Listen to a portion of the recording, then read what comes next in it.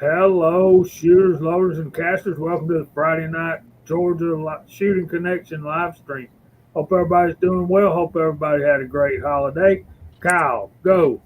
Oh Lord, I didn't have a great holiday. I had to work Saturday and then went Kyle, back to go. work on Monday, and I didn't get a holiday. But today is my birthday, or tomorrow's my birthday, so this is my birthday weekend, and I consider that a holiday. So I told my employer I will not be there on the 10th. I'm going to find a place to get out of state, and I'm going to go dance in waterfalls and float down rivers. Happy birthday. Happy Oh, well, birthday, thanks, Happy sir. birthday, Kyle. Kyle. I wasn't looking for any of that. I was just explaining to, because if my boss is watching, that's why I said I will not work this weekend. Well, happy I'm not birthday gonna anyway. leave the state. It's actually been a great week. Monday was really slow, of course, but previous co-worker who has moved on to bigger and better things came back to cover for one of the other guys that was on vacation, and he's one of my close friends, and me and him cut up a lot all week. So I at least had some entertainment. Had somebody on the same dumbass level as me. He understood everything. So, but other than that, uh, AR go. Uh, just sit around the house on the weekend. I've been working brass past few days through the holidays. Didn't do anything really. Just walk the neighborhood and watch reloading videos a lot. And Ain't nothing wrong with that. yeah, and that's about it. And, I'm still working on brass now. I'm waiting on a primer from a friend, and usually I don't want to put the 5.56 in the 650 and prime it. It's just too much trouble the past few days. So I'm gonna get a ram prime and do it. So uh, take it away, Kingpin. Wrong That way. Well, Got him. oh, He was just fooling us. He knew which way. He was just saying if we were paying attention. Oh man, just another fantastic week, and glad to be with you guys. And hopefully, I can add a little something to the conversation. And how about you, CW? hey, good to hear for it. And again, happy birthday, Kyle, tomorrow. I hope you have a great and hope you take care of yourself. Well, thank you, sir. Not a lot going on for me. I did start a new series on my channel. I'm going to be talking a lot about the basics of reloading, starting out with brass prep, as you've probably seen my two videos so far. Worked on that a lot.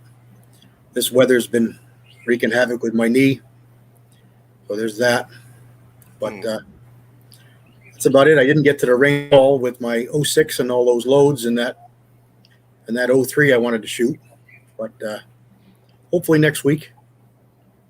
We'll see how that goes. What about you, Ben? What you been up to?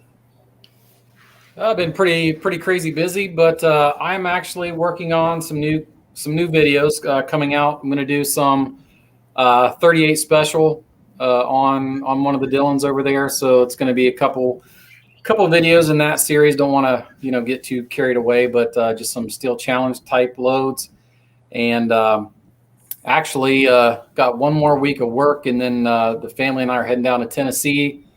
Do some side-by-side riding over on the Hatfield McCoy trails. We're going to try to do 400 or 500 miles that week. So we're going to be busy, hopefully not break anything. And happy birthday, Kyle. And that's all I got. Jamie, sir, it's all you, I guess. Well, man, it's great to see you. It's been a while, and it's good to have you Yeah. on tonight.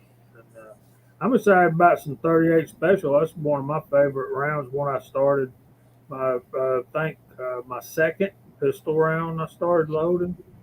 Most of you guys know my first round that I ever pulled a handle on was 30-06. That's insane. I do not recommend that. But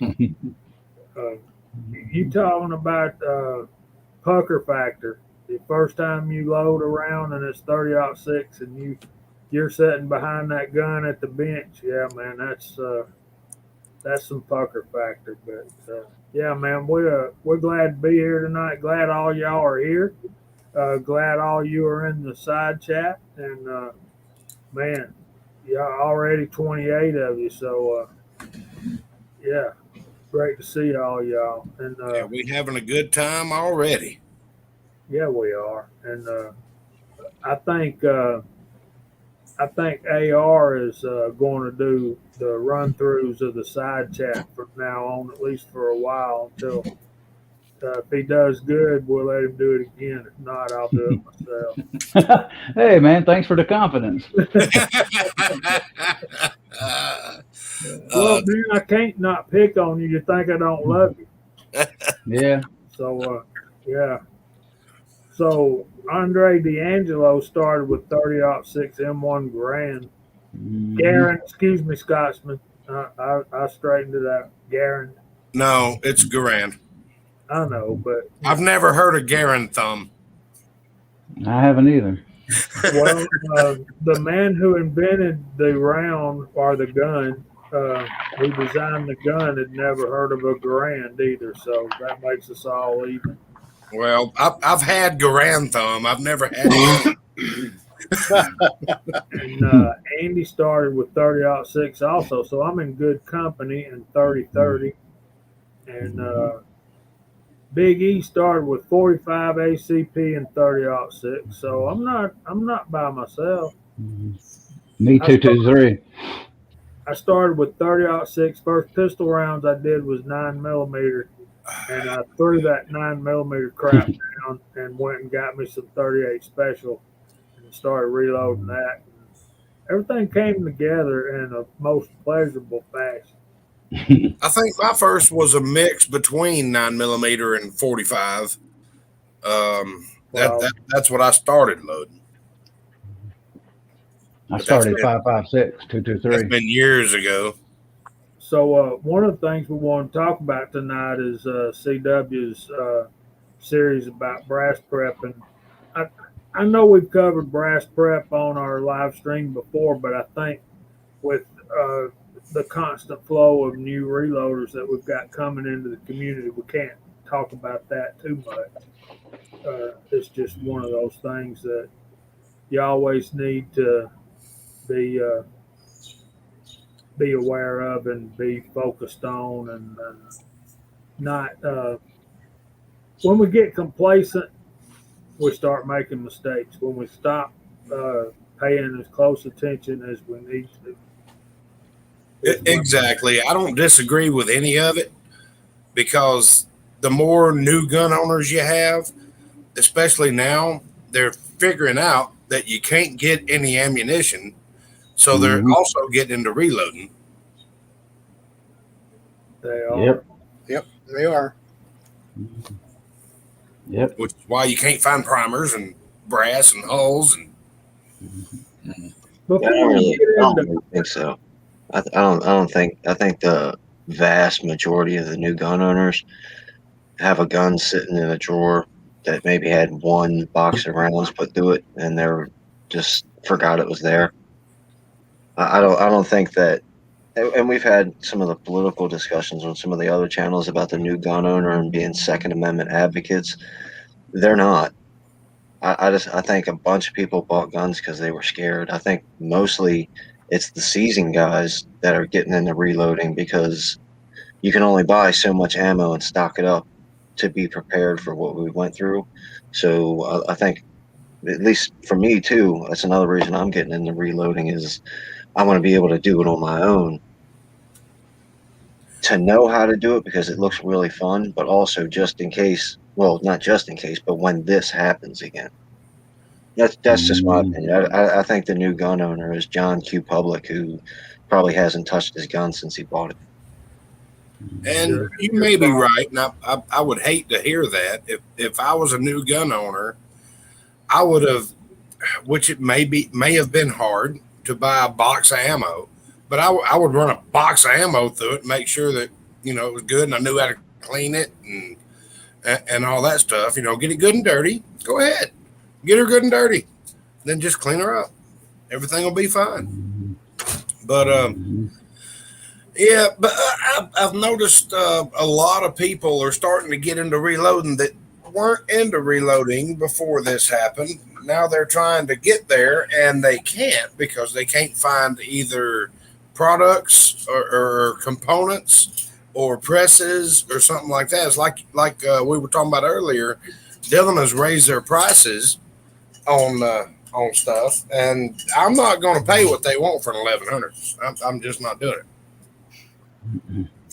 Yeah, I don't disagree, Kingpin. I think there's a majority, there's a portion at least are like that, but there's something else that I look at, and that is that I don't think there's very many, not to get political here, but not that there's that many new gun owners that are on the Republican side. I think we're seeing a lot more of the Democratic side becoming gun owners. And a lot of those have a different mindset, a different way of doing things and thinking about things. And them getting into firearms is going to be a angle on it that we don't think from initially. So part of that is going to be if they are getting into this now and they're liking it, enjoying it, they've had to have a pistol class, an NRA pistol class, if it's a handgun, and they would have to have had some instruction. So they've got some information, and if it strikes them as interesting enough and they go shooting and enjoy it, like most people should, it's a fun hobby. They're going to be looking right away to all this political stuff that's trying to do away with it and cancel it out and get rid of it. And they may not agree with all of what we know is of the Second Amendment, but they know that something that they now like and want to do is jeopardized. And I'm hoping that they're going to jump on the bandwagon their way, which is a lot different than our way. I say them and our, we're all in it together, but I say it that way because they're new to the sport, and they're going to have a different outlook of it the way that a normal person who's grown up with it is going to have. And that's part of the reason that I wanted to start what I started. It was kind of spurred on by a Booze and Bullets videos, a couple videos he had, and I heard a couple things there that I wanted to address and talk about, but I didn't want to get into his video and start making any kind of comments that would have come across as negative, because I didn't want that at all. I just wanted to try and help with some of the information that people come to YouTube and watch our videos to try and learn things. So hoping that I can get that word out on a more informative level. This is not the only way. This is my way, but I'll show you a couple different versions of different ways you could do things. So I'm hoping that it goes across that way, and that's my intention. And I'm going to go across with across the whole thing without really showing reloading per se. I'm just going to showing aspects of it and different decisions you can make and different ways to do aspects, stuff that we already know and don't even think about it. I'm going to try and lay it out and show all different versions of each aspect of reloading. I hope people like it. I hope it takes off. Well, I wanna jump in here and address what Kingpin said about so many new gun owners. They didn't have a choice when COVID hit, and everybody was told to stay at home, and they were also told that if you call the police, unless it's a life and death emergency, we're not sending anybody out there. If somebody's breaking in your house, we're not coming. Mm-hmm. You know, you got to do what you've got to do to protect your family and property. Georgia is a domain state. We are allowed to protect our property as well as our lives and our families' lives. So, yeah, you just can't sit there and watch hoodlums carry your life away in their vehicles.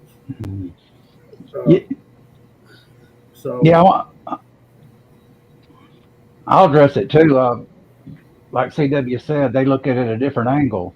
Some of these new gun owners, they may be pro handgun, but they still hate AR-15s and certain guns because that's just the way they've been taught. And can we change some minds? Hopefully, but at least we can try. But a lot of them don't think like we do. They go, well, it's okay to have a pistol. It's okay to have a shotgun. Now that's a military weapon. And now you hear all that I won't go there, but you know what I'm talking about. So it's they just don't think the way we do. So, but we'll try to convert some of them and get them there. Well, according to gun sales, there's a lot of seeds that's been planted, so it's up to us to cultivate them and not shoo them away. So Yeah. we have some responsibility in this to raise up some new Second Amendment enthusiasts and people that are into what we're into. So there's a lot of weight on our shoulders as well.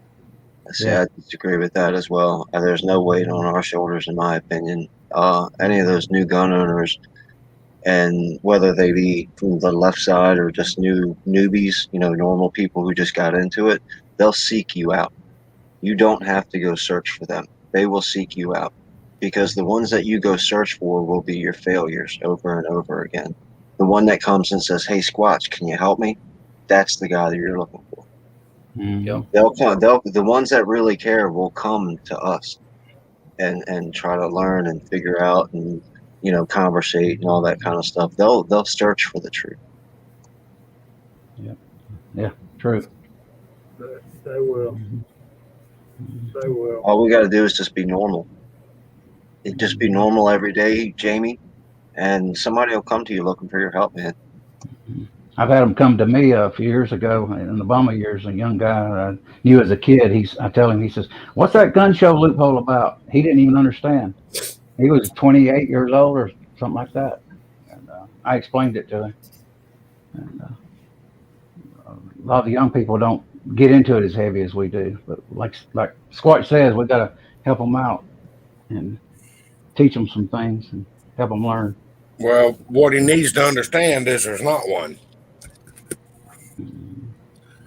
I've never been to a gun show where if I was going to buy a firearm, I didn't have to go through a background check. Yeah. So everything that they're spewing is just crap because it doesn't exist. The loophole is, I don't want to go there, Jamie, but everybody knows this. Loophole is a political term they use for private buying between two people at the gun show that's not a dealer. That's exactly what it is. Oh, so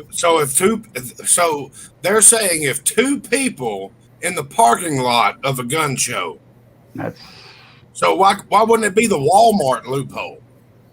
I know, but that's politicians for you. I can't explain that, but that's the way they are. So they get a loophole. In other words, these here's your Circle K loophole. Yeah. Can we close this one too? I mean, come on. And I agree. I think y'all agree we don't generally do politics here for a reason. Yeah. I will say this about that, and then we'll move on to brass prep.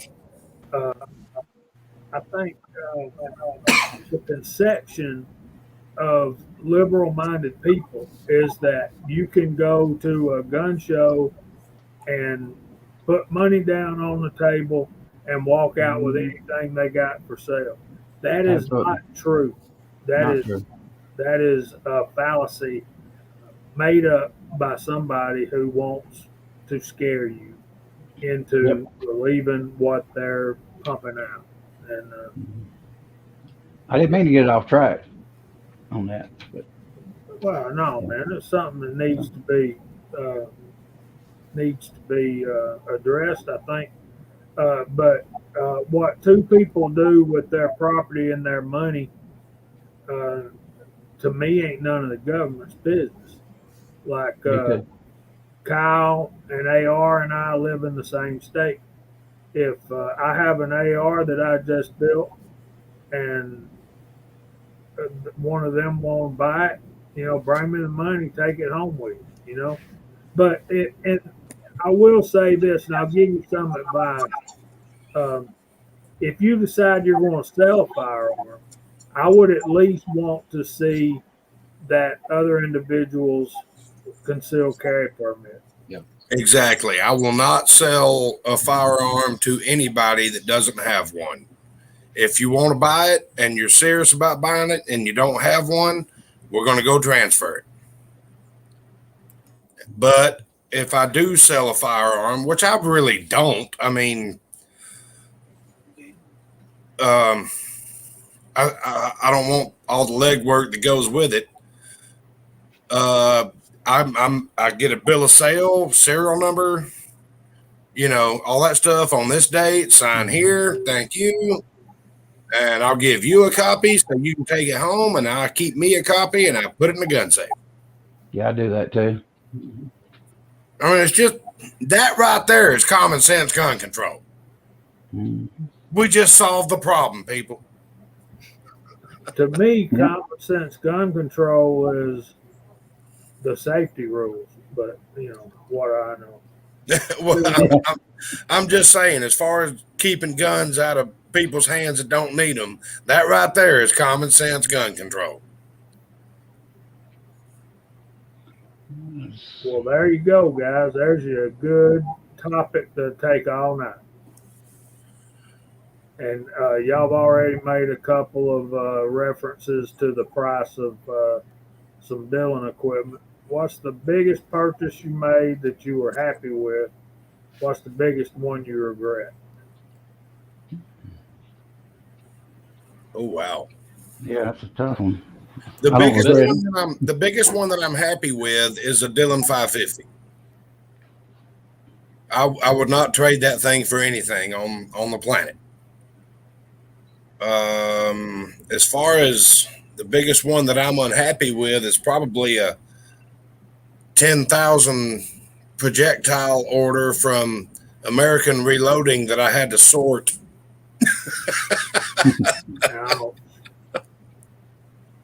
What? Well, probably my favorite reloading purchase ever was definitely my Redding T7. That's probably that's my absolute favorite press to reload on. But probably the biggest one I regret the most is this one right here, the Dillon CP2000. We bought this for other purposes. All it does is brass prep.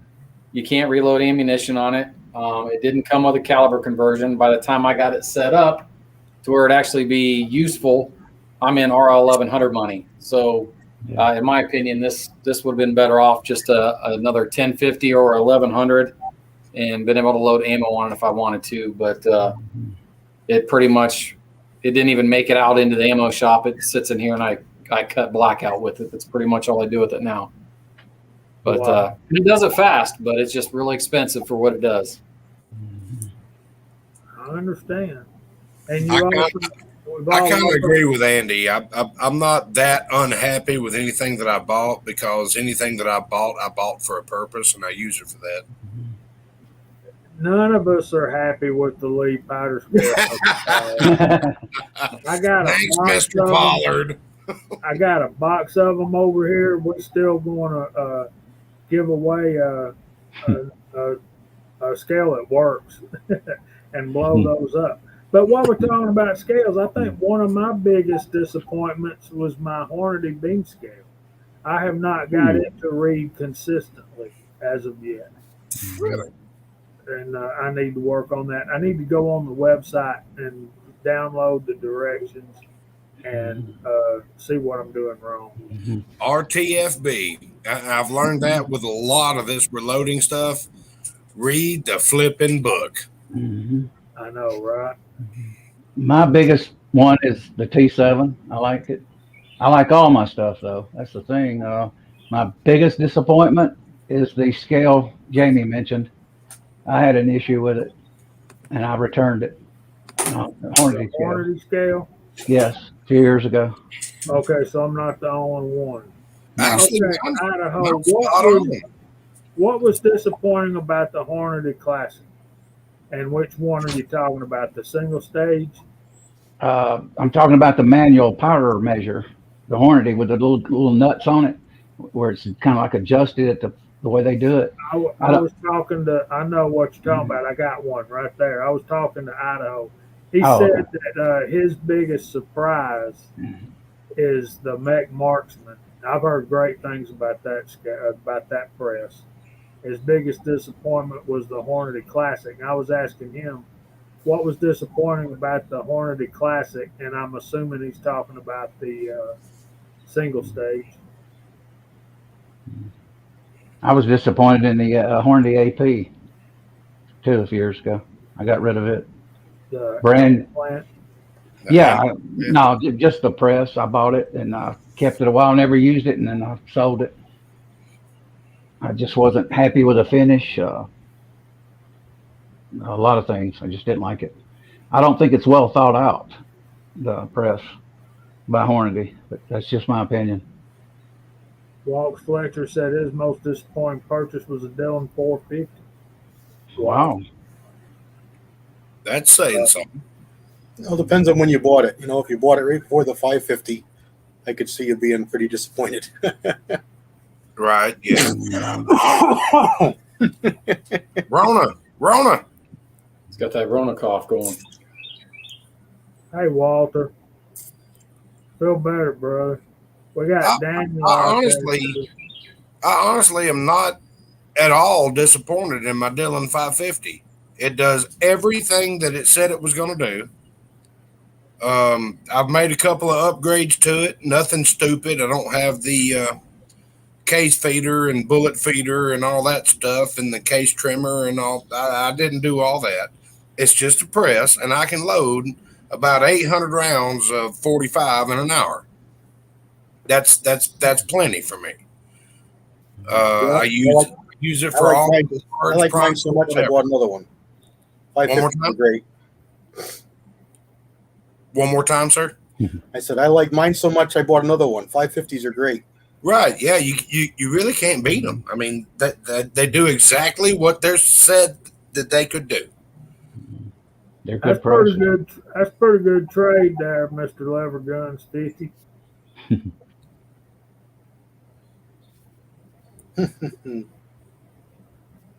You can't go wrong with Dillon. It's a good product. It is, but like he was saying earlier, they've jacked their prices up due to supply and demand. You know, whatever. It's a business. I understand it. It's just like gas. It's going to go up. Just like food. Have you priced a bottle of ketchup lately? Man, let me tell y'all something. There's a common theme going on through here. I also have that scale, and I was not impressed with that either, Biggie. But they've come out with the G3 now, which is supposedly much better. So, well, but like I've said before, a common thing, the Hornady, the automatic, what is it, load all or the scale, the trickle scale. Oh, a little plastic trickler. Yeah. Yeah. Well, no, the electronic doodad with it. Oh, the powder thrower measure. Yeah. If you actually read the book, all your problems can be fixed in the settings section. Yeah. Yeah. It overcharges all the time. That's because you got it set wrong. I saw those at Cabela's yesterday, coming back from Marietta, and they are up to $339. Holy bat flaps, Grandma! I remember. You gotta be kidding me. I remember I didn't buy one because I thought $129 was too much. Woo! Yeah, I got mine on a Black Friday deal for like $68. The only reason I bought it. And at first I was like, "What a bucket of crap!" And then I read the instructions. I'm like, "Oh, I'm a moron. Hang on. Let's set this to this, this to this, this to this, this to this. Dispense, perfect. Okay, dispense, perfect. Dispense, perfect." And that goes back to reading the instructions. Yeah. Right. RTFB. Read the flipping book. Yeah. It's kind of like reading your reloading manual. Just do it. Well, the thing about it is, reloading manuals, you need to have at least 3 of them and then pick the average. Here lately, my go-to reloading manual's been Walter Bunning. I've been looking for some old data, and man, he's got everything. I hear you. I got some old PDFs from manuals. Oh, when they were talking about doing away with reloading data online, I printed off everybody's manual. I got everything in print, but of course it's like 4 years old now. But I got Alliant, Western, Hornady, or Hodgdon, Voody Voody. I don't know how y'all say it. I call it Voody Voody. Bit of gory. Yeah, I got all that in print. So, But wait a second. What do you mean? What do you mean they took this information offline? Like the companies stopped putting it on there, or the internet censored them, or what's that mean? a certain president of the United States was talking about removing online reloading data from the internet, which I don't know how he could do that. But when he said that, the next day, I went to Staples, bought 2 reams of paper, and printed off everybody's manual. Wow, So- that's wild. I never heard anything about that. Yeah, It was 2014, I think. I did the same thing. I printed off a couple of them. It was around 2013, 2014, something like that. I remember something about it. So G23 pre-COVID primers were going for about anywhere between $32 and $40 for 1,000, depending on where you buy them and what they were. Small, Magnum, this, that, and the other. So let's face it, guys. Those prices ain't coming back. Today, $65 a thousand. What we're going to be looking at, I'm guessing right now. Say that Today- again. $65 a thousand, I think, is going to be the average when this all finishes shaking out. I'm thinking. I called a gun store today, and the price was 60. 1,000 large primers were $69 here in Georgia. So You're still though that's 7 cents. You know how much they're getting for? Willie called me right before we went on the air. He said he saw a guy buy a box of 100 Winchester white box for $139. He's an idiot. That's $1.39 a pop. I heard some information the other day. A buddy of mine called me from Kentucky asking about prices and ammo and primers and such. And he was in a shop that had a lot of primers. And most of the stuff was right at $70, $65 to $70, except for the premium stuff, the federal match stuff, gold match, and CCI BR 2s and BR 1 primers. Those were pushing $100 a brick. And the CCI 41s. But those have always been more costly. Those have been, Yeah, but they used to be $41, not no, they were pushing 50 before COVID. The 41s, they were 45, 43, 49. Well, down here they were 41. I just bought some Winchester 41s last month.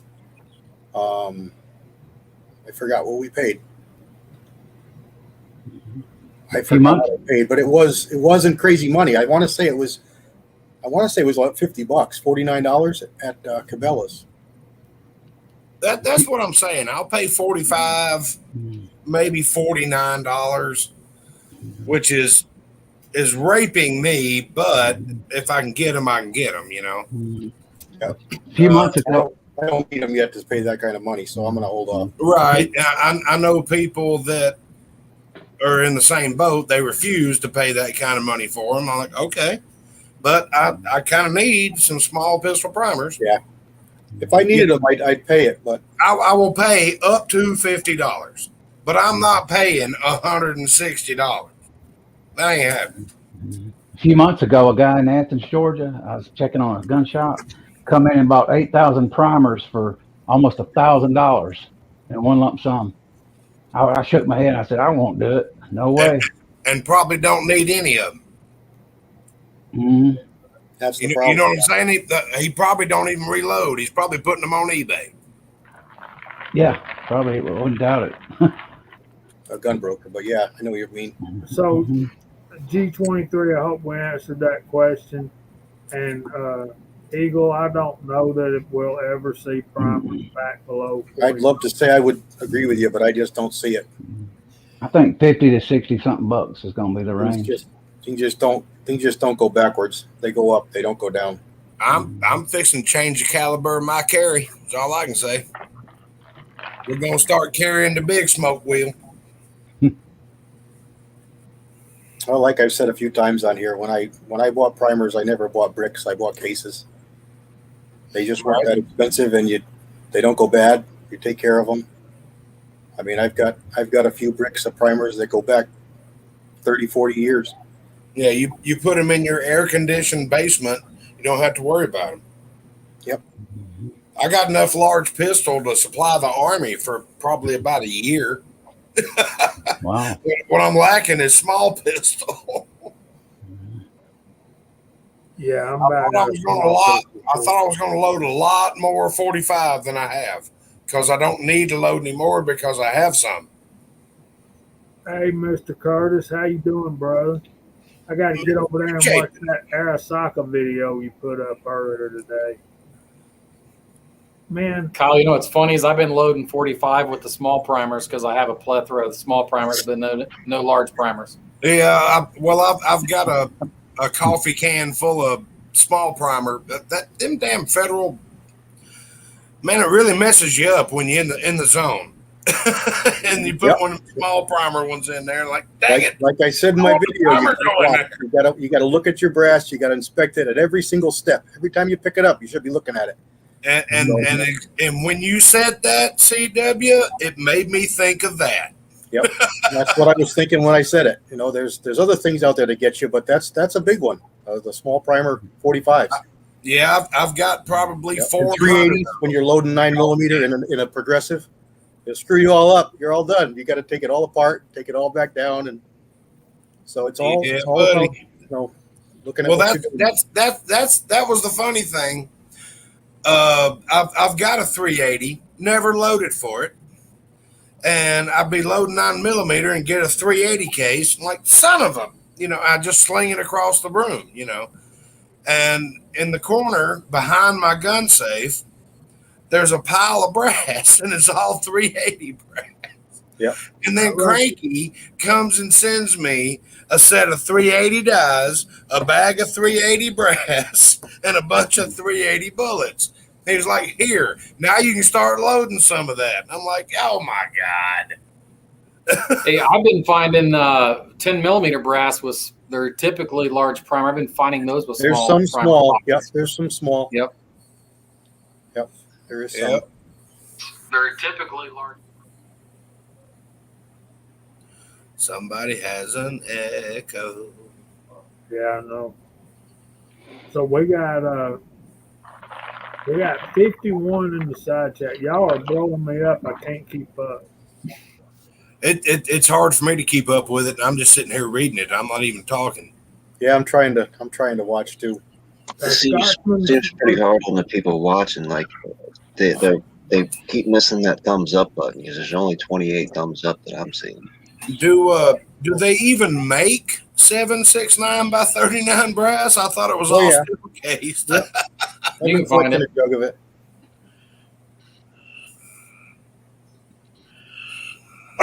Whoa. Yeah, especially McDonald's drive-through.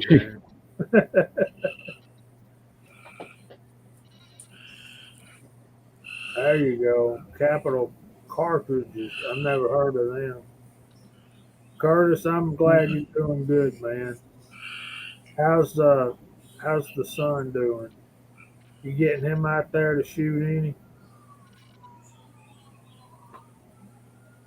There you go.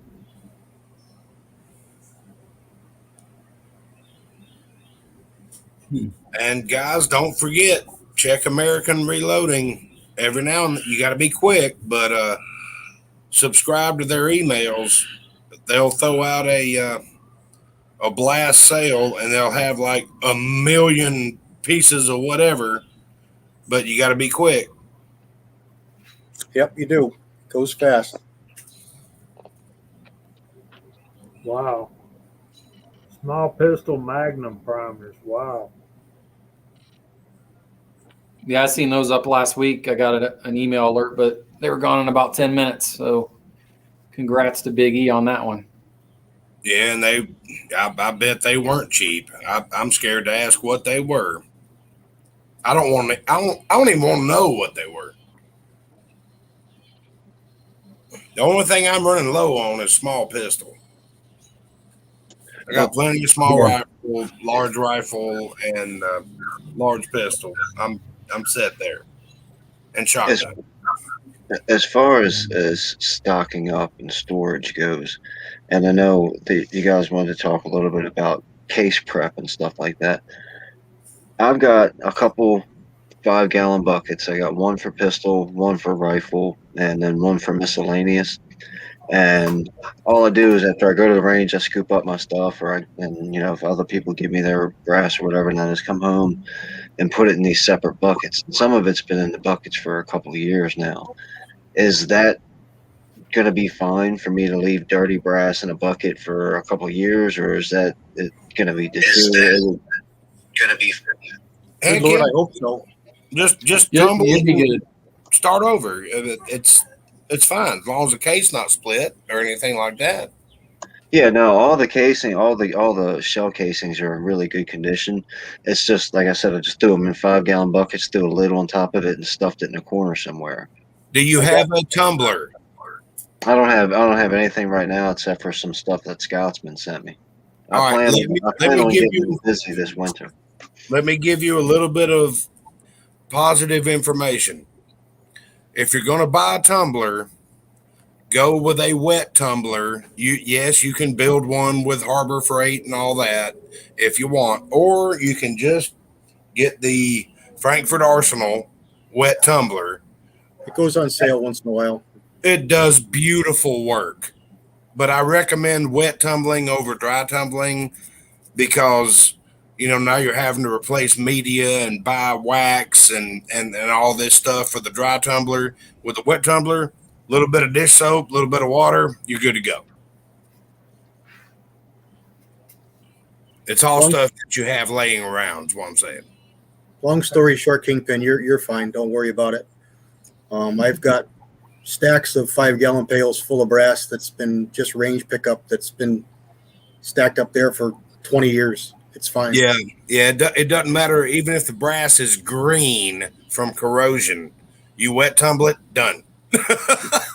Store it as dry as you can. Don't let it get wet. Obviously, if it's full of water, you're going to ruin your brass. But as long as it stays dry, temperature isn't overly important. But as long as it stays dry, you're going to be fine. Yeah, right now I've got them in.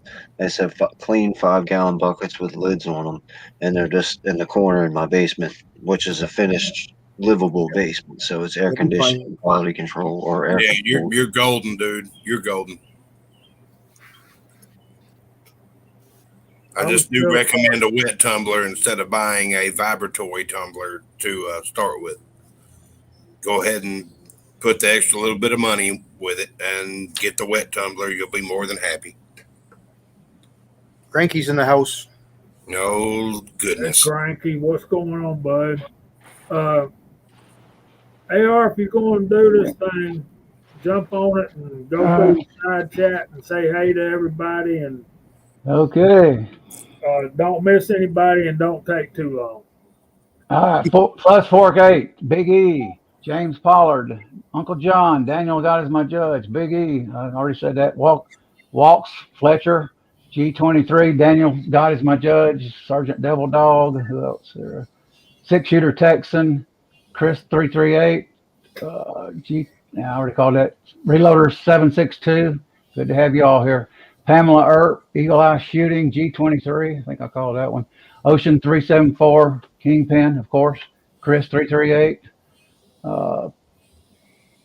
Idaho Rogers. Eagle Eye, hold on. Let's see. Chris. Papa's Place. Good to see you. Sergeant Devil Dog already called. Ocean. Hang on, guys. Try to get down there. Hey, Al, good to see you. Pamela already did. Ocean. I'm still scrolling. Give me a minute. Ocean. William C. Chapin. Good to see you, brother. Ocean. Tracy Scotsman, of course. He's still scrolling. Andy Z28 79 Z28. Who else here? I think about Squatch. He's in here, of course. He's up there. MCK, good to see you. Cranky Cletus is in the house. Georgia Shooting Connects, of course, yeah. Echo's Reloading Chamber.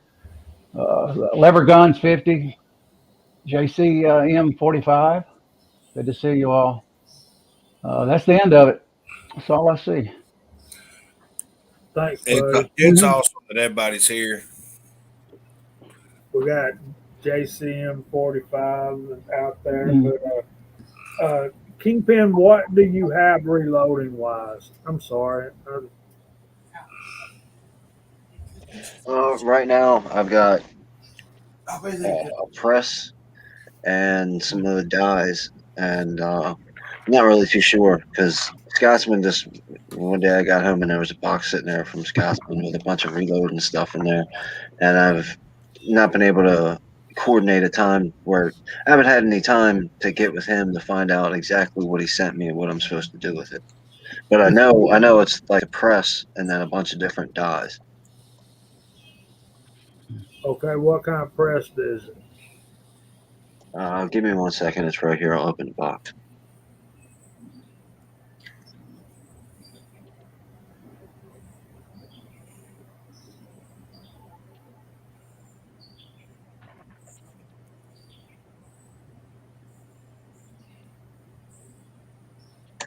It's a Lyman press. Cool, man. Is that the All American 8? I bet. Let me see what does it say here. It says the True Line Junior, made in the USA. That's good stuff. Midfield, Connecticut, Lyman. Is it yellow or black, Chris? This one's orange. Orange. I mean, yeah, orange. Sorry. Yeah. Let me get set up here. I'll see if I can turn my camera on. Hold on. So we got Dummy Ground checking in from work. Hey, man. Good to see you out there, man. I was hoping you could join us tonight, but maybe next week. Hello, Dummy Round. I love that channel name. It is cool. Yeah. Good name. Except for the thing I got against it, and it's not against. Oh, yeah. Oh, look at that old girl. Yeah, man. That's a turret, too, dude. Yep. Turret. That baby is nice. Rub it up, clean it up real good. That thing will serve you for the rest of your life. I got one of these, but I know it's a die.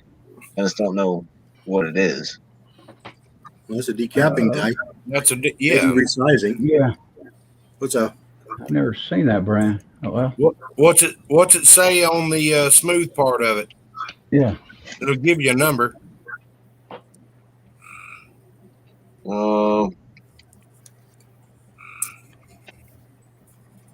Or it should, anyway. Yeah, I don't know. The lighting in here is really bad, so I can't see it. And then I got this stuff right here. All American True Line Junior. I got this thing. Yeah, that's another, probably a cedar die.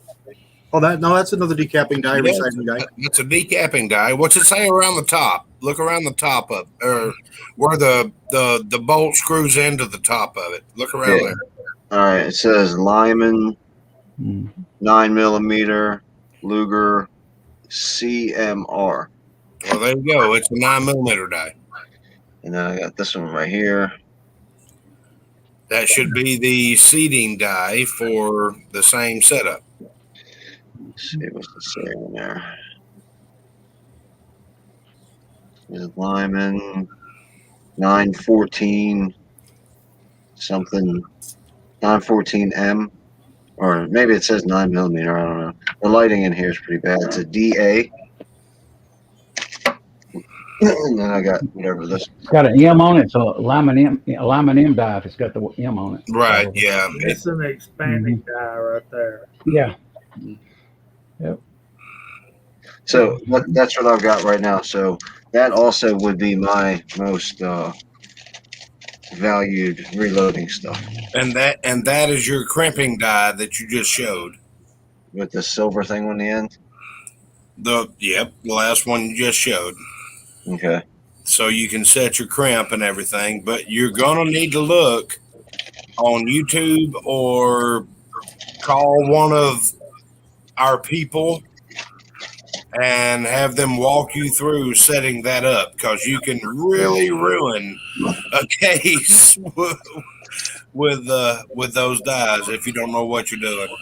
Yeah, Scotsman told me just call him whenever I'm ready to start. Okay. Doing, and then I got whatever this is. The last thing I got, whatever this is. I'll dry the brass on the damn table on the back. It looks like a primer tool, part of a priming setup. Yeah. That's a probably the prime persuasion thing for the cases, isn't it? Does that collar slide up and slide over that ring? It depresses like this. I'd say it's a primer cedar. Yeah, looks like a primer Okay, tool. all right. That's exactly what that is. I'm not extremely familiar with Lyman setup. It's been a long time since I used that press, but that's what I learned on back in the early 70s. Yeah, William Scots, Chapin has a video, he said, Yeah. outlining the use of that press. And so you might want to check out his channel and see what he has. He's in the side chat if you want to talk to him. Looks like you set up, brother. What other cartridges are you thinking about? I know 9mm is a good one to start on. Is there anything else you thinking about doing? me, I'm definitely gonna do 40, and probably if I'm gonna do rifle, I mean, most of my stuff is 223 5.56, so I really would have to start there in rifle. It's a good one to You're start probably on. not going to find 40 dies for that press. And depending on what their cutoff date was for the 223, you may not make them for that either. But I'm not 100% on that. Yeah, I'm figuring what I got is something to get my feet wet and figure out how to read the book and how to use the machine and all that kind of stuff. Like this is my first car, so I got to figure out. It's a fine press. Yeah, It's a fine press. You need to look in your dies and see if the finish is in what it's like inside those dies, too.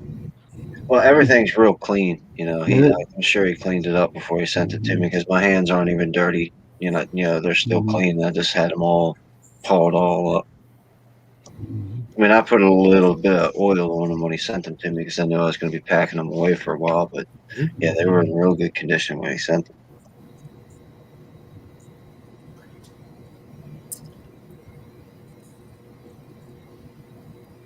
That's a Oh, cool and to I love that. all us Georgia boys, I hear the man, the myth, the legend, Mr. Willie Bulletman's coming back. Is he? Wow. I got a text message. I'm coming back to Georgia. I got to clear off my couch, move the dog. I got to come up there and shoot with you all. Come on, brother. I want to. If you got a range halfway between us and you, we can come down there. I've seen us do it. It's a sight too, boys. I like the ranges up there Jamie was talking about. They don't have the state officials. Down here, we got state officials there, and lights going off, and it's just, I don't like it that well. I ain't looking into much of that. Hell, worst comes to worst, we'll just go into my shooting property and we can do whatever the hell we want. Sounds good. But here, Willie sent me a text message like he thought I was going to reply at almost 1 o'clock yesterday or this morning, saying, I'm coming back to Georgia. He's probably still asleep. because it was late as hell when he sent me that text message. Well, actually, not for him, but Dang, Curtis, you got 13 videos on that Arasaka. I got to catch up, dude. I've been starting to watch them. I just can't keep up. You're slacking. Well, there's only so much time in a day. Damn. Yeah, you're right.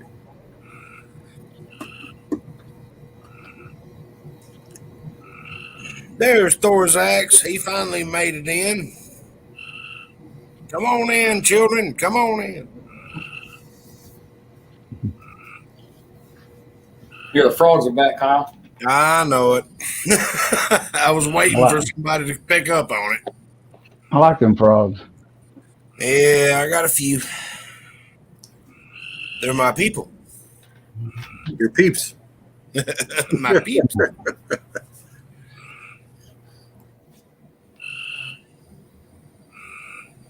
Can you, Okay. with like hand, I hear a lot of people talk about hand depriming. Mhm. So I'm assuming that there's like a machine that you use in your hand. Theoretically, couldn't you just take like a punch and just punch him out with like a hammer? No, brother, you're overthinking it. You've got everything that you need in your what you just showed. That one die will knock the primer out and resize the case.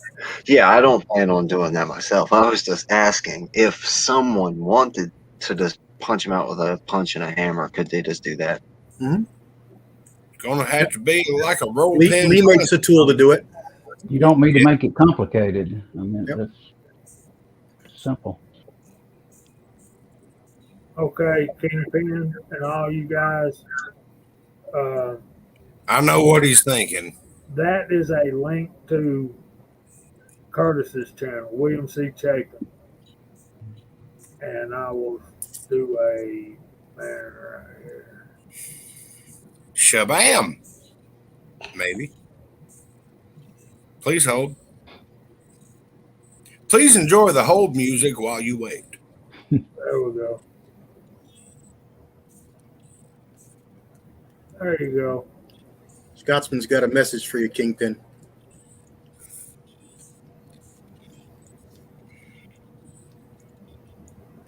We got a crawler on the screen. Yeah, man. Look at that. Fancy. Okay, another thing, we need to help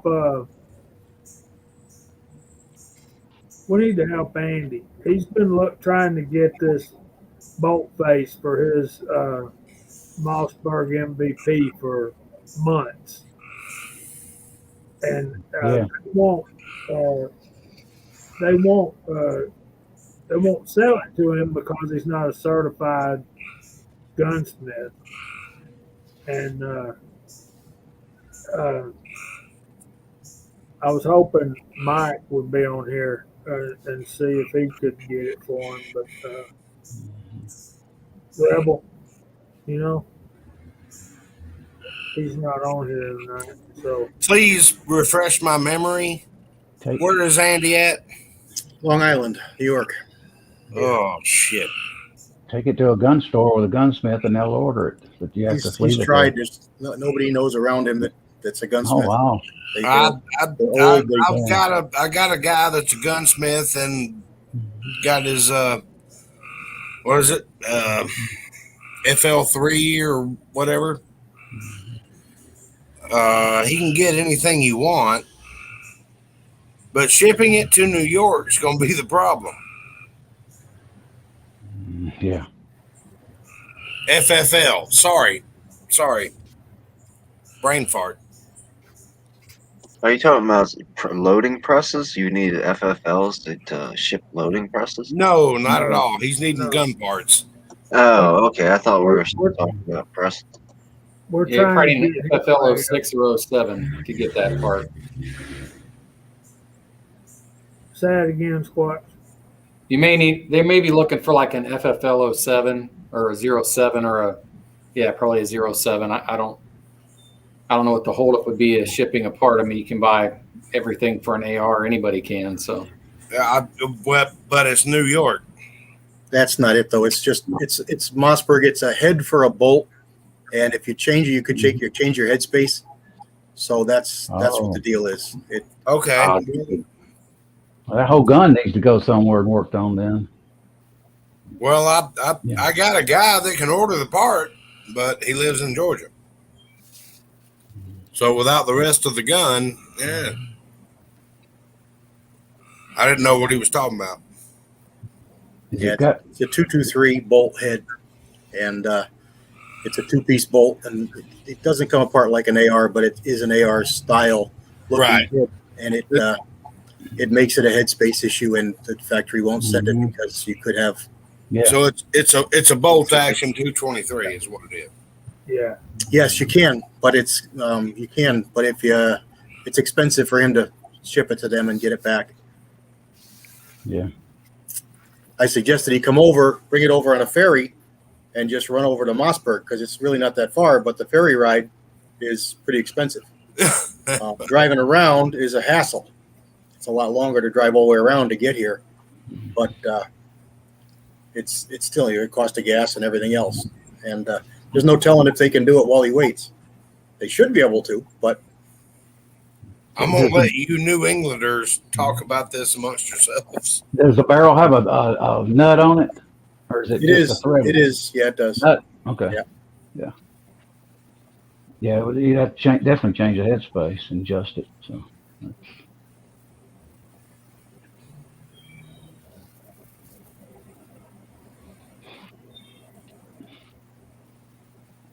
I had a Tico a while back. It's just threaded, and gunsmith told me that he had to take my action off. I said, "Really?" And I got off the phone. I started thinking. I said, "There's no way. You got to put a new barrel on a Tico when you, if I'm not mistaken. It threads on. You unthread it. You got to cut a new barrel and put it on it on the action. Certain guns are different like that. Remington you can do if you got the tool. Savage you can do if you got the tool." And then there's Tika, which you don't have a tool. Can you make a living being a gunsmith, or is that a career, or is that like a side type of job? That's for a good one. That's A lot of them work for gun stores at times. So. I got a guy close here. He's got a shop and got about 3 or 4 lace in it. He says there and cuts barrels all the time, makes barrels, everything. That's his full-time job. He don't sell as much reloading gear, as you would think, and he guns is kind of low in his stock over there. But that's typical of his shop.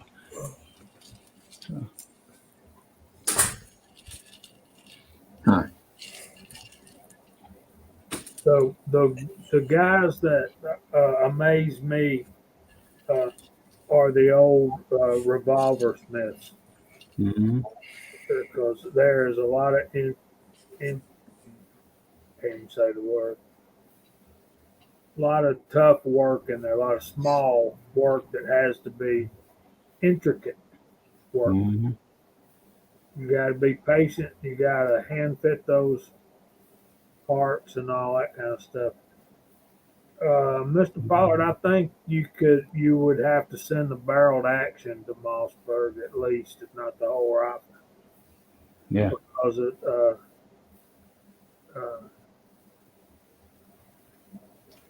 I think Scotsman might can get that done.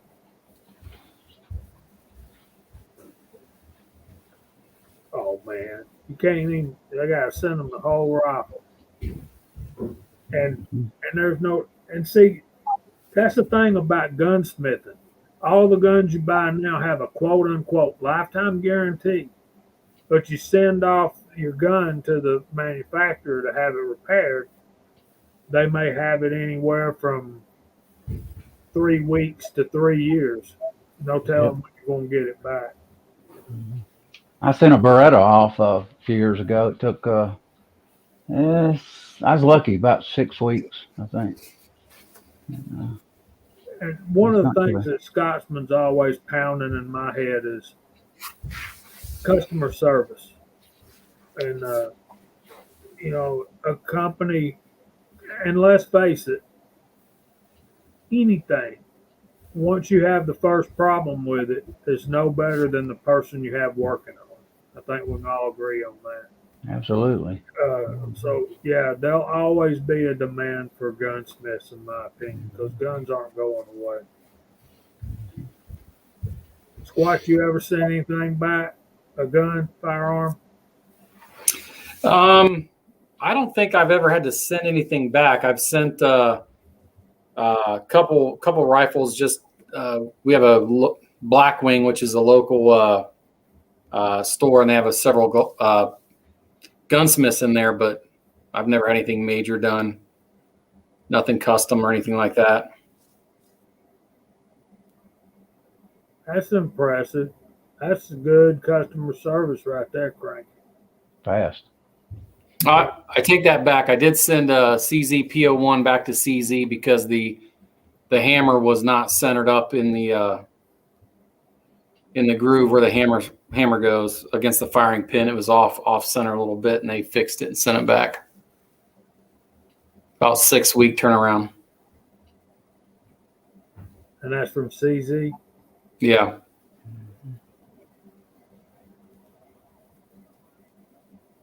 Good deal. That ain't too bad. I would prefer not to have to send it back. So a lot of folks will get a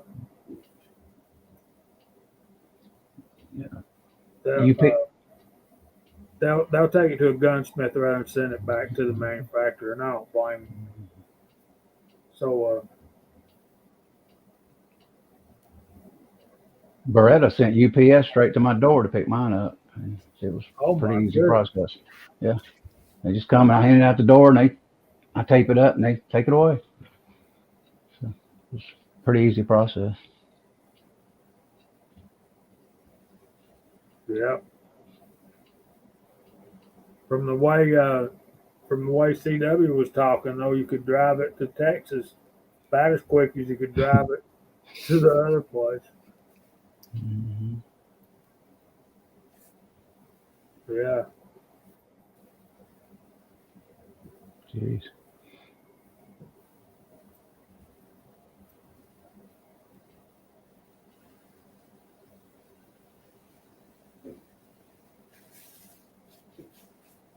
I love Numrich. All right, we were supposed to talk about brass prep tonight. New Texarkana, what's going on, buddy? Numrich is out of stock on the bolt head. Yeah, that's what I was just looking. They're out of stock. They're like $39 if you get one.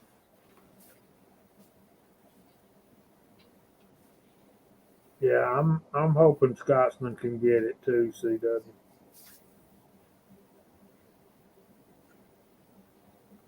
Eight months.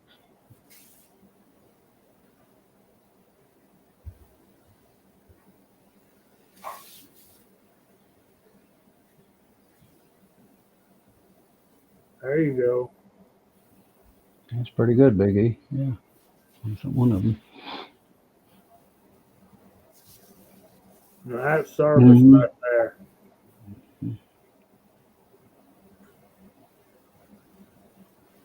Most of these companies, even if you ain't got a lifetime warranty, they'll still they'll sometimes charge you, but they'll still try to get the gun in there and repair it right. It's just, a lot of times it's something they know it's manufacturing, they'll correct it without the warranty occasionally. I had to send back I got the 380 EZ, and it had that, I guess, where the trigger would break or something like that, and it would end up going full auto. At least that was alleged what could happen. And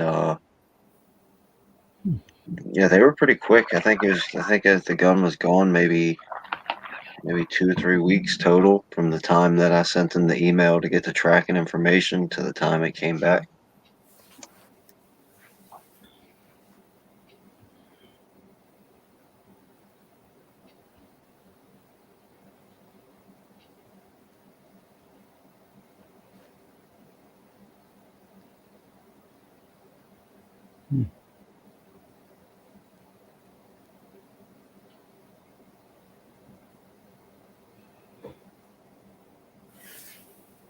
Far out. Y'all over my head now.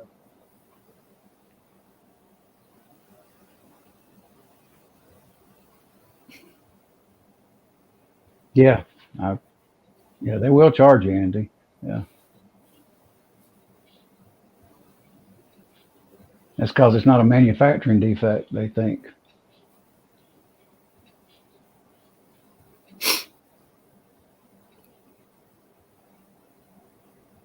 How confident do you guys feel in fixing your own stuff? I mean, I know a lot of guys. I think Squatch talked about ordering AR parts. So almost all of us assemble our own ARs or put in new triggers and do different stuff like that.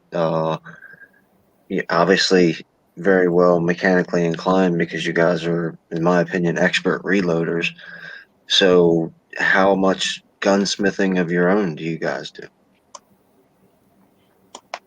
I've always heard, like same thing with building a bolt action rifle.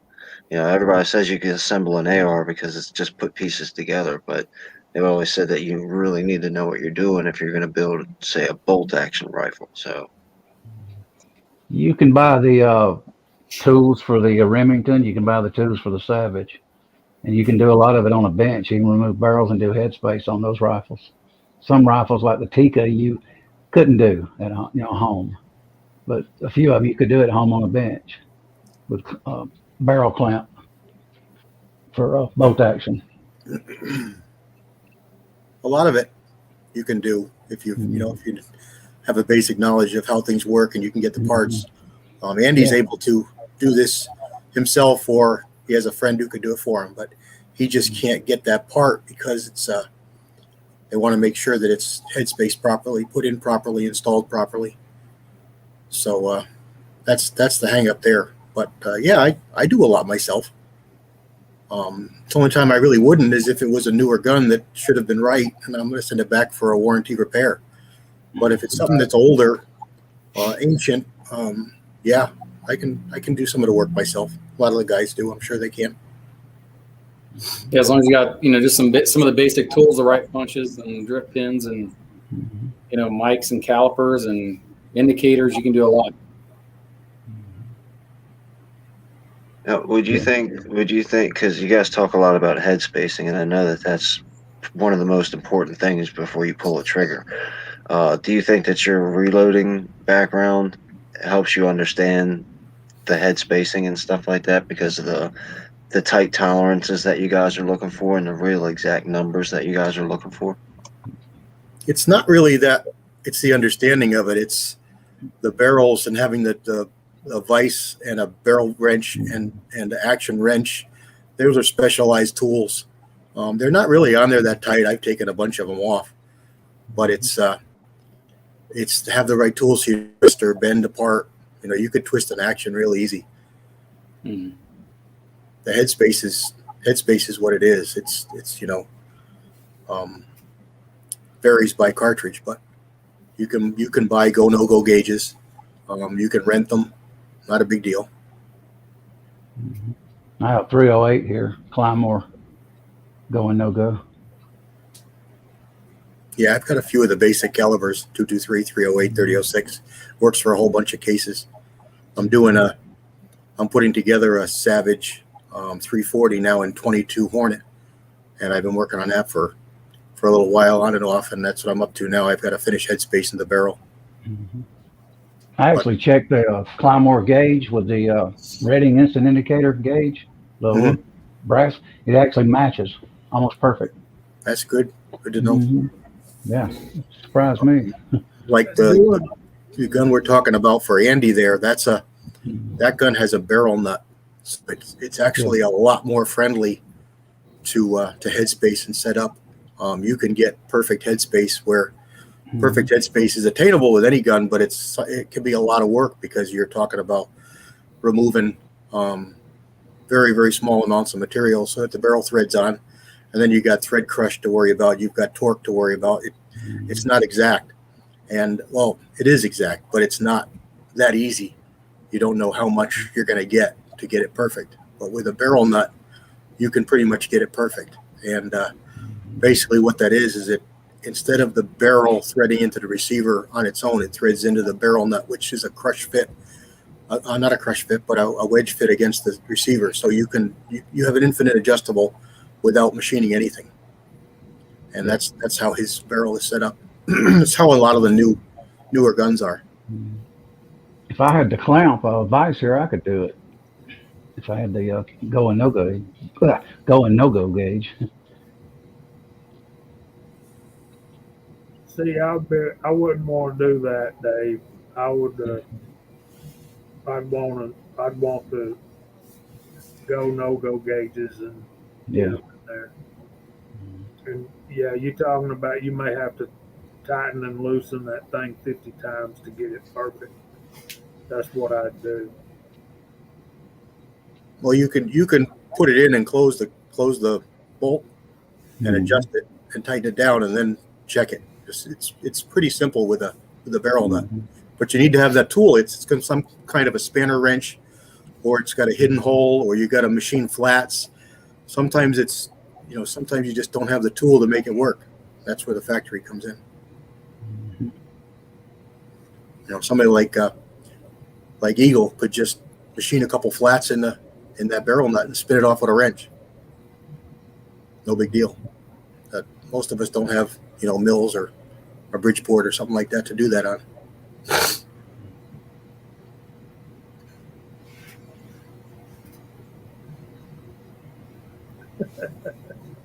Oh my goodness.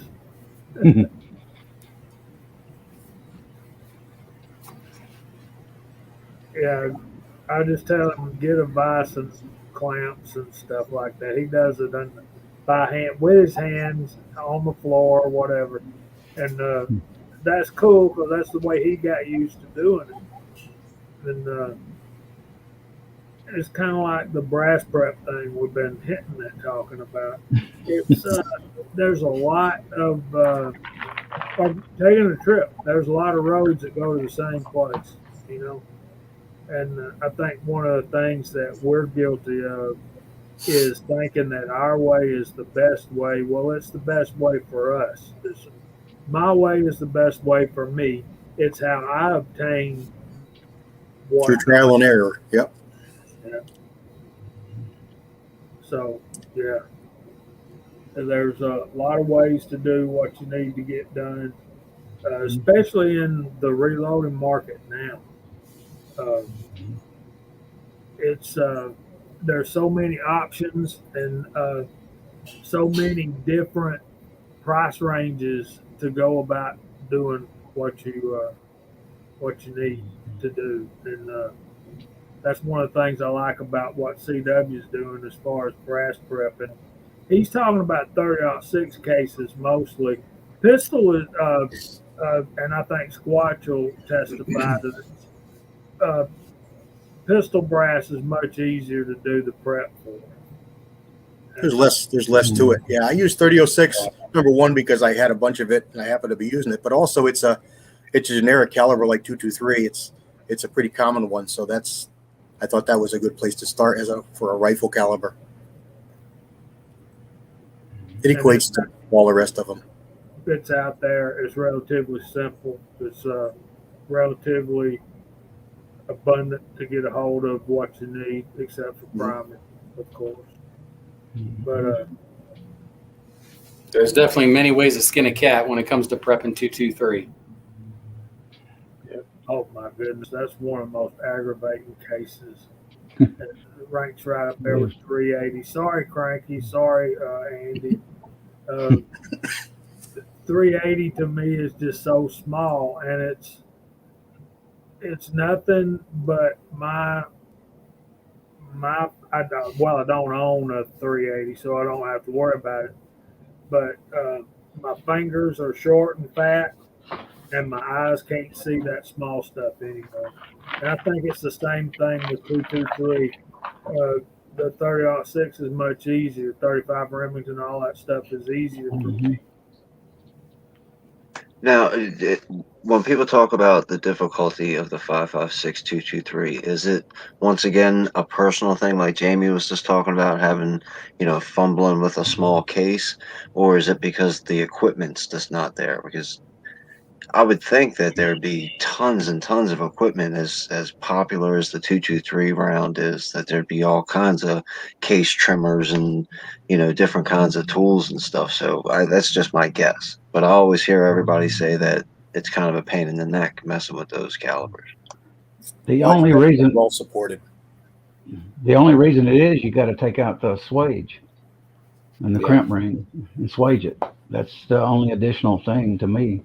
Uh, yes, 308 commercial ammo is easier to load.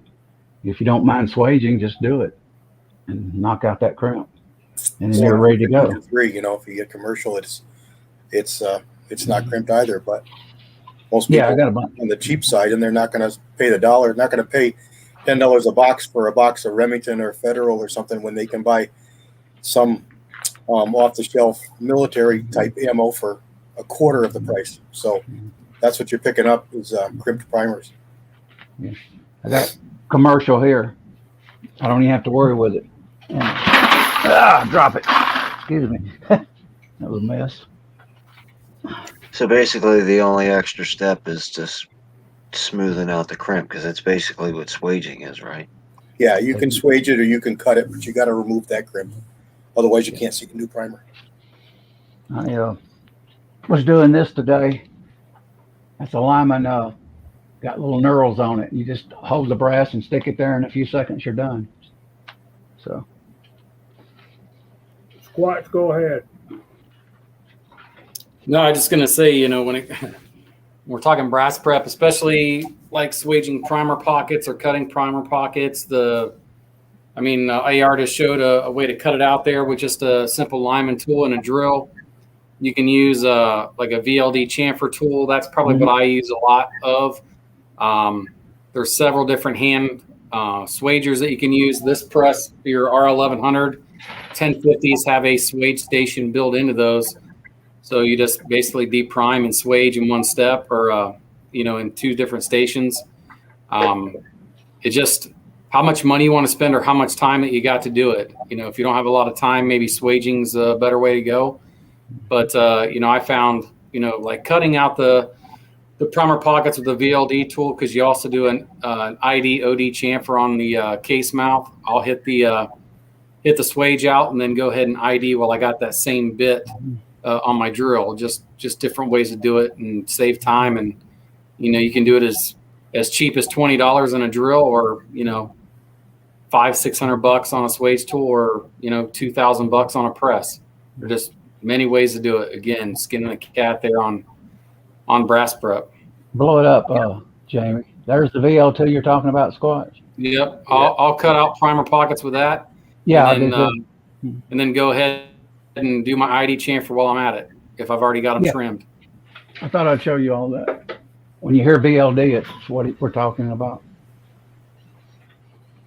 Yeah, that's a good tool right there. That's a fine tool. GGW says he'd rather swage than remove the brass. I'd rather remove the brass than swage. Me too. And I don't really know why, except for I think in the back of my mind, I'm thinking if I just move it, it can go back. Am I crazy for thinking that? I'd rather swage than the brass, because once it's gone, it's gone. Swaging just reforms the primer pocket when you move it. So no, you don't need it, and if it's cut properly and carefully, it's fine. But a lot of people will just use that spaceship and cut out the primer pocket, cut out the crimp, but remove too much material, and then they're going to have issues with that primer down the road quicker than they would if it was a correctly dimensioned primer pocket. So if it's quickly removed, it's fine.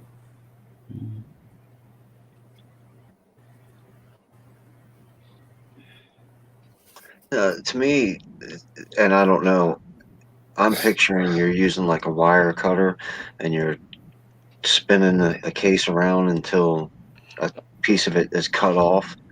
When you're trimming a case, that seems like a lot of work to take each individual casing and, cut a millimeter off or however much you cut off of it. Have you seen a chamfering tool? Like if you're putting wood screws in a piece of wood, you'll chamfer it out for the head of the wood screw. Yeah. That's similar to what the spaceship I'm talking about. I call it a spaceship. Most call it spaceship because that's what the nose of it looks like. It's for inside deburring of a case mouth. Well, the other end of it is like it looks like wings or tail fins, and that's for deburring the outside of the case mouth. So that tool right there is a really nice shape and angle to carefully remove the crimp. But if you don't know what you're doing, you can remove a lot more material than you need to, and you're going to remove a lot of support for your primer. So when you shoot a lot of loads, heavier loads, you can get loose primer pockets. And that's something you're going to see faster if you remove too much material because you have less material there to support your primer. That's what I'm talking about. If you use a proper tool to remove the crimp, like what AR has showed you there, and I show in the video that I have, it's not an issue because you can't remove too much. It bottoms out on the bottom of the pocket, and it's the right dimension as it's made. So you stick it in the prior pocket, and it won't even fit. You cut a little bit of it with that spaceship tool to get started, and then you spin that other tool in, and it's going to cut the pocket exactly to the shape it should be. You can't remove too much material. It's maybe easier to see if you want to watch my video. The second one, I'll show that. Okay, so I think I'm having a moment of clarity here.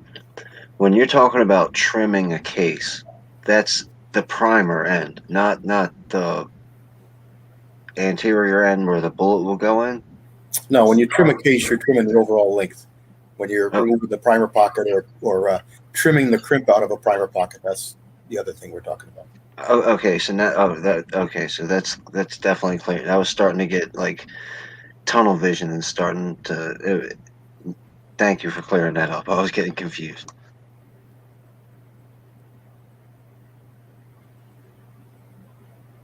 There's what Andy uses. Mm-hmm. Yep. All the companies make them. Mm-hmm. They do. Except maybe Lee. Does Lee make one? I don't think so. I don't know. No. I'd be surprised if they didn't. They offer everything else.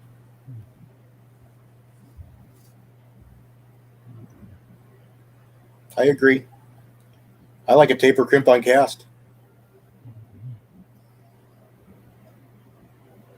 I don't generally crimp much my cast, but ones I do they get a taper crimp.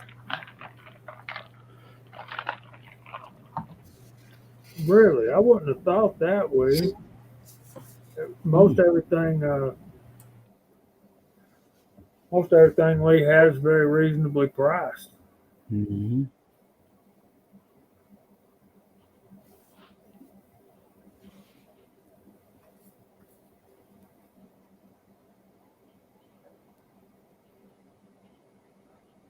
Now we're getting into their personal arguments. But if you eat pineapple on your pizza when you order the app, it's okay. Yeah, I think so. I think that's the general consensus. I told him the other night it was Hawaiian pizza, and it has ham and pineapple. And MCK liked that, but he was the only one. See what I tell you. That's Cranky's favorite too. He likes the pineapple pizza. So I knew that'd get Andy fired up. I like my app. I use it just for sizing bullets, but I like it a lot. I don't have one. I ain't decided if I'm gonna go down that hole or not. I just don't know, but I can see how for let's say for depriming and sizing and doing our brass prep, I can see how that could be pretty advantageous. Yeah, that's what I do too, AAB. I roll crimp and revolver. Well, my issue with that is when you're using really soft bullets, you can actually change the diameter of your bullet.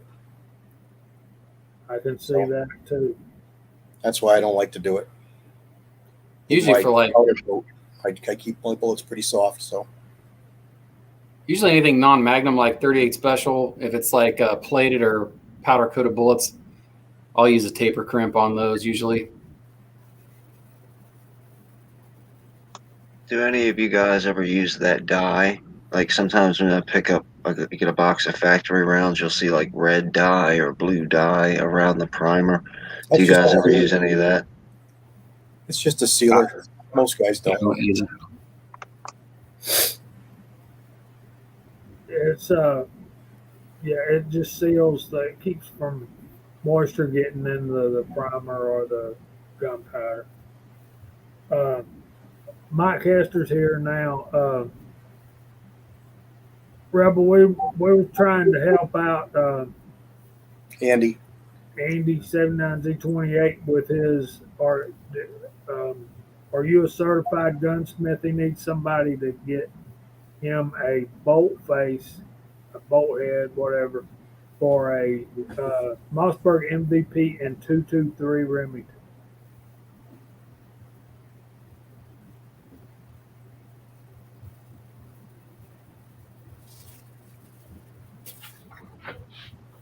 So he'll respond to it.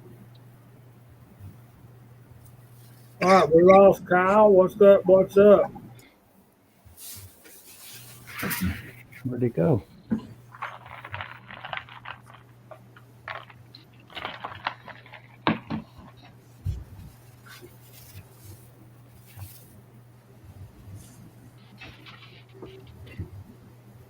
Okay. Sorry, Andy. We're still trying. So maybe Scotsman can figure it out. Let me send him a text.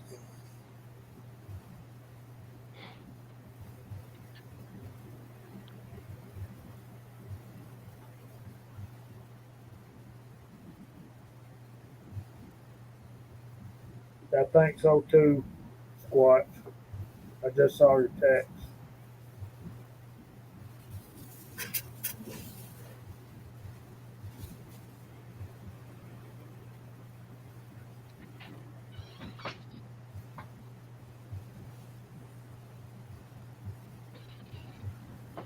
All right.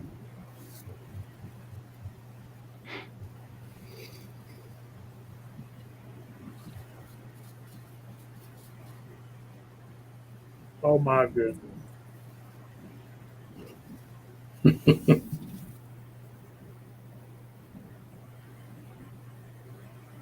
There you go, Pam. She's got him figured out.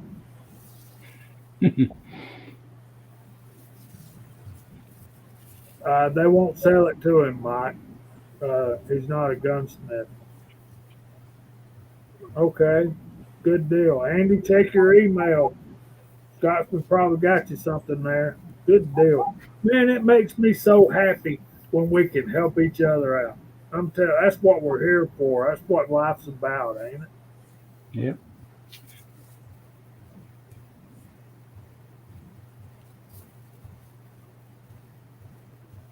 We didn't get very far on brass prep. Nope. No. And we're preaching to the choir too. They're not interested in brass prep. They do it all day, every day. See, I've really thought that you guys talked a lot about brass prep. I mean, at least from my, I wouldn't even call myself a novice because I haven't even reloaded I just now learned what I had. So, I thought you guys talked a lot about brass prep, but that was just for me. So I've been thoroughly enjoying myself. Okay. I've got, y'all can't see it. One of my favorite things, let me get this thing out of here. For brass prep, one of the things I really love, and all the die makers make them in some form or fashion. But I'll get the thing out of here. See, it screws forever, man. I'm telling you. But this is a Lee Universal Decapping die. And let me pop up here for a minute. Y'all can chime in. See how big that opening is, and then it's got the little pin. So the brass is not touching anything on the side of the die. This has one function and one function only, and it just pokes primers out. And the reason I like to do that before I ever start anything is I want my primer pockets clean. And that right there, folks, sums up brass prep. Sure does. Nobody likes to do it, but it's a necessity. And buy yourself some extra pins for that Lee decapping die too. I think SquirrelDaddy.com makes some really awesome ones for that. You're gonna break them. That's what's in that one. I like the Mighty Armory, but it does the same thing, just a little more durable. There's the Mighty Armory. That's a good. Let me grab another one for you to see. Jamie, for a second. It's built like a tank. It has gun barrel steel in your decapper. So it holds Also up a really well. tapered pin. Yeah, get one a little thicker and then one tapered with it. I gave $29 for this on a sale. Wow. Yeah. Oh, when you guys are doing your tumbling, is that when you consider cleaning the primer pockets, or do you manually clean each primer pocket? Well, wet tumbling will clean your primer pockets if your primers are out, but dry tumbling will not. So you need to do that by hand. And would you ever tumble before you've knocked a primer out? Sure. Some people don't like to dry tumble with the primers out because you get a little piece of that corn or walnut in the flash hole nearly every time. Yep. I'm constantly doing it, and I try to do that too, AAB. Since we're showing decapper dies, here's a FW Arms universal decapper, and it's got a I don't know if you can see it here. It's got an auto centering function on it, which makes it nice for like 223 or rifle cases. So it'll actually center up that case and break less pins that way. But it's got a pretty hefty pin in there, and it works pretty good. I think these are probably around the same money as Mighty Armory stuff. Maybe $49, $39, something like that. But pretty nice decapper. I prefer the Mighty Armory myself or the Lee Universal decapper just because of the money, and they work just as good. And they do the same thing. This only knocks primers out, so don't spend a lot of money on it. That's nice. They're very nice. Curtis, I can't stand that, man. Somebody comes stealing my brass just because it's on the ground. I ain't had a chance to. Yeah. First thing I do when I go to a gun range, I walk in there and I say, anybody don't want their brass, I want it when you leave. And they most times bring it up to me and hand it to me. Especially 300 blackout brass. Yeah. That's a pain right there. William, I thank you for looking that up. So the Lee Rounds wage is not too bad unless you are not buying it from Lee, apparently. So, yeah, and that's the thing about these times we're living in right now. People are crazy. Some of the prices are all over the place. Big time.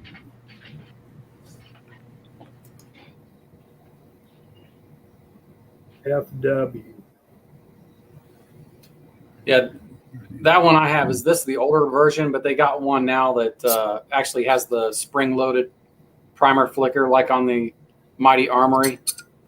But yeah, I think they've got these in stock now. I haven't looked in a long time. Reminds me of a Forester match cedar. See you, Scotsman. Tell Scotsman bye. You got to go to work. See you, buddy. Don't work too hard. I got to run too, Jimmy, and get my daughter picked up from band practice. Well, man, thank you for being here. Yeah, I'll catch you guys all later. Good to meet you, man. Have a good night, Yeah, man. man. Nice talking to you. Be careful out See you, there. everybody. Cool. GGW found Oh, target today. congratulations. I'm getting all that myself. Oh, wow. I want some, Barget. I got a pound, but that's all I got.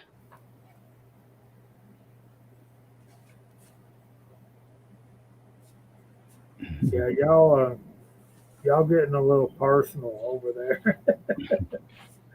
But anyway, we've had a pretty good time tonight. It's been pretty active. Okay, so the reason I use that is because I want the primers out, and I want to get my primer pockets as clean as I can and I use the Harbor Freight tumbler that I made the tube for and all that kind of stuff, and bought some pins online. So I probably got 60, 75 bucks in the whole setup. So works good for me. The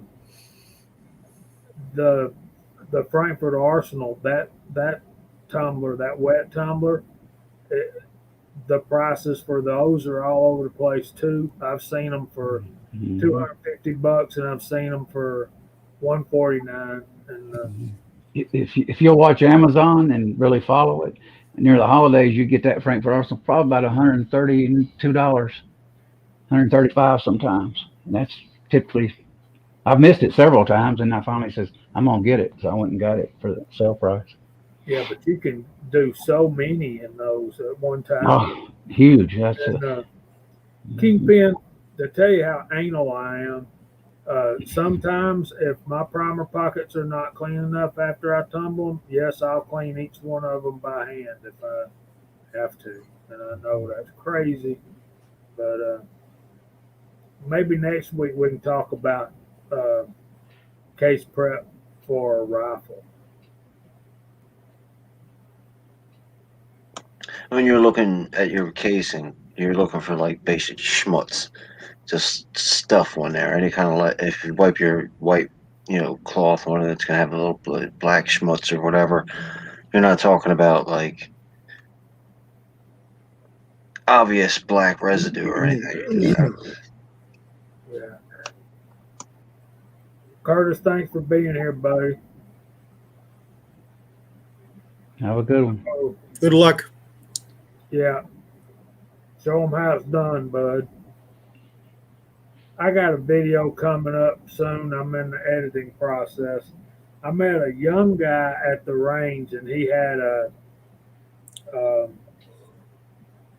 not an M1 Grand, but the M1A1. Yeah. I hear you, man. I hear you.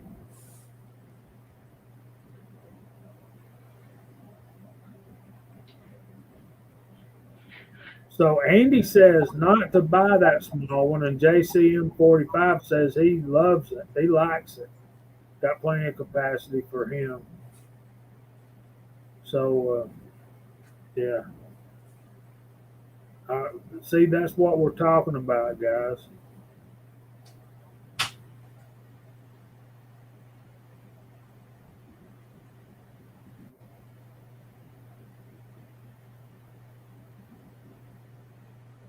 And Big E is absolutely right.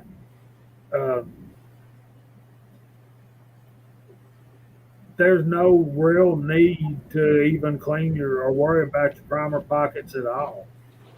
I mean, it's not like carbon's going to plug up the hole. You know what I mean? It's just, yeah. I know. I'm anal. My wife says I'm anal retentive, and I said I don't even know what that means. She says think about it. So I thought about it, and then I came back a little while later. I said I think I know what that means, and she says what? I said I think you said that I'm an asshole and I won't let stuff go, and she said you got it. So there you go, guys. Life Lessons in Marriage from JH 586.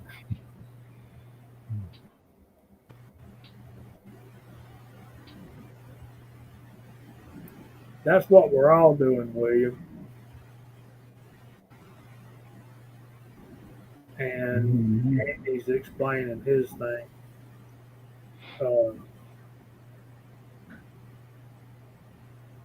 I agree, Andy. Yeah. And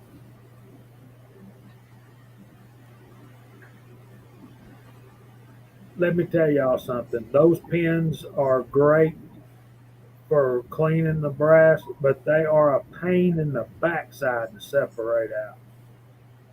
You use a magnet? I do. Hmm. I do, but I don't have the one I don't have that one, the Frankfurt Arsenal one. I don't have that one. I just use a magnet. I've never used the pins so far. You only really need it if it's really, really dirty, really grungy. Otherwise, the chemicals work. I'll do a degreaser, like a blue 409, and I'll tumble sometimes as a top off for 15 minutes with hot water, and I'll drain it, and then I'll put the Dawn and the lemon shine in. Then I'll go like an hour or two, a couple hours. But I basically do it twice, the cleaning process. If they're really nasty. Pamela, I don't even know what that means. Yeah, it does. Yeah. They do come with the pins, Andy. Mm-hmm. Yeah. For $130 on sale, something you can't beat it if you just keep your eye on it. If you can get it. Mm-hmm. Yeah. I won't pay $200 for it though. No. No. Me either. Mm-hmm. Now I have a media separator for a dry tumbler. I just hadn't had enough guts to get it out there and try it with the other one. So you got the one with the complete enclosure? No. Oh. No. Yeah, I don't ever use the top, but I have it. So I could stick it in there and spin it and never worry about losing anything. Yeah. Mm-hmm. Now that's cool. But again, that's more money.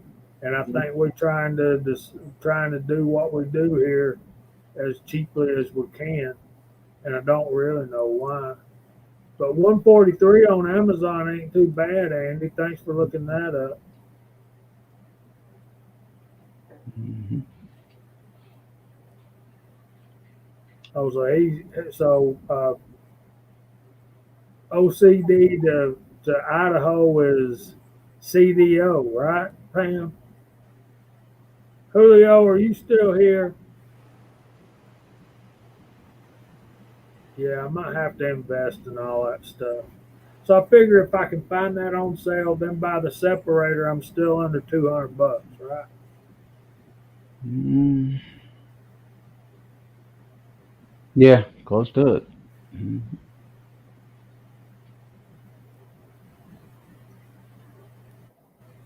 Good night, Paul.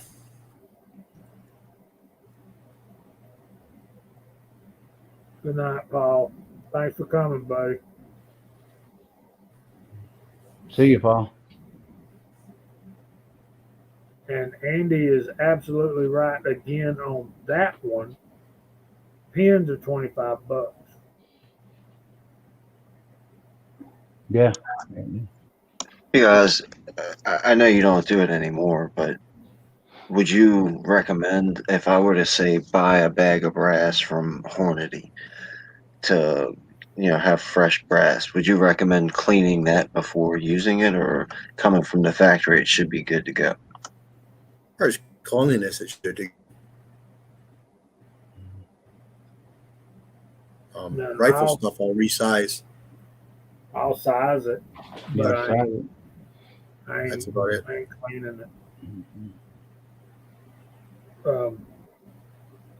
And I think the reason is because in shipping it bangs together and it gets out of round. So you need to resize, particularly pistol brass. But Well, all of it really. Just run it through a full length size and die. I run Lapua Brass 308 through a sizing die. I can barely tell any resistance. They got it so close. I mean, it's smaller than it'll ever be. Actually, smaller than my die. Smaller than your chamber. Yeah, yeah, and it's also about 2,000, it's 1,000, 2,000 shoulder bump back below Sammy Min. Lapua. Brand new in the box on the shoulder semi spec. Man, that's a great idea. Check that out.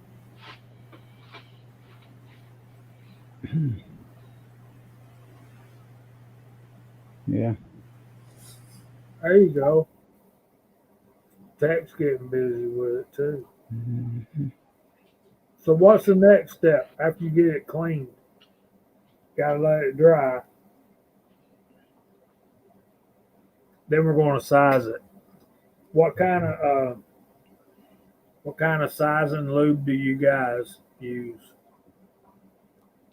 I have several. I use Imperial or Unique, and Unique's cheaper, and it works to me just as good as Imperial. But that's just my opinion. I think it works the same too. I agree. Mm-hmm. I still use the wax for my case sizing just because I have forever and it never has failed me. But you're right. I use a lot of the as well, and it's fine. It works great. Mm-hmm. That's interesting, Eagle. I'm gonna have to check those out. My great granddaughter, she's 4 years old the other day. She says, "Let me put my fingers in this tub," and I let her. Here you go.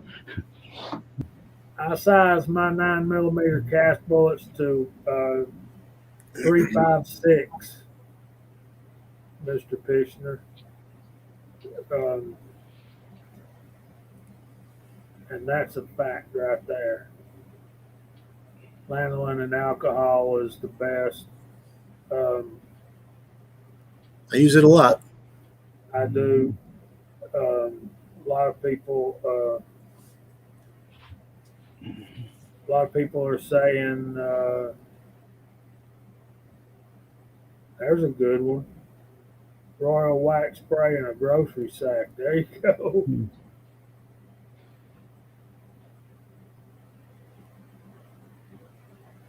You probably could even use a can of Pam spray. Guys have used it. Yep. Yeah. And I have the Hornady. Thing is that it's not safe for your powders where the other ones are. Yeah. Right. Agreed. What do you got there, Jamie? I've got the Hornady one shot, and I got the Unique case lube, and I also have the lanolin and alcohol mixed up. You got it covered. Yeah, I got the lanolin and alcohol too. So yeah, we're getting close to time, GGW. Thanks for the reminder. He don't want us to go over.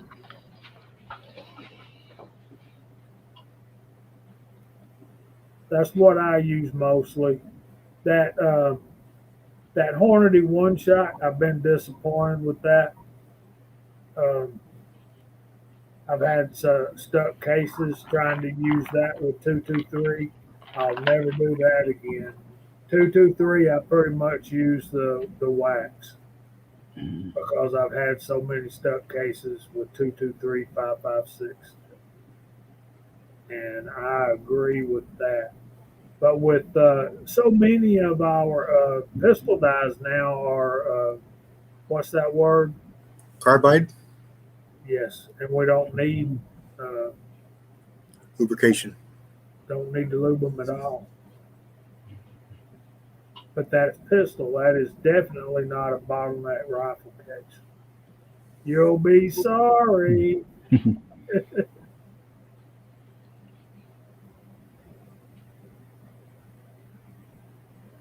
Okay, we need to start shutting her down, guys. All right. Mr. Pollard says one shot is awesome stuff. Big E He uses it in several thousand and never had a problem with 223. Well, I ain't doing something right because I've had two stuck cases in my life. Both of them's been 223s in a lead die. So there. Seems like 223 stubborn sometimes It too. is. And that's why I said it's, I guess that's why I say that about 223 and 556. When you got one stuck in a like lead die and you start having to beat that thing out of there for days, man, it just, Mhm. yeah. And that is another fact. Yeah, Yeah. that's true. Yeah, that's right, Pollard. It's all me, baby. It's all me. Good night, Tex. Good night, Tex. It's See you, got Tex. it's got to be me, man, because nobody else is having a. Oh, I don't like the stuff. I don't use it. You don't use it either. No, I gave up on it years ago. I make my own. If you don't want to make your own, you can buy Dillon. It's the same. It's lanolin and alcohol. Mhm.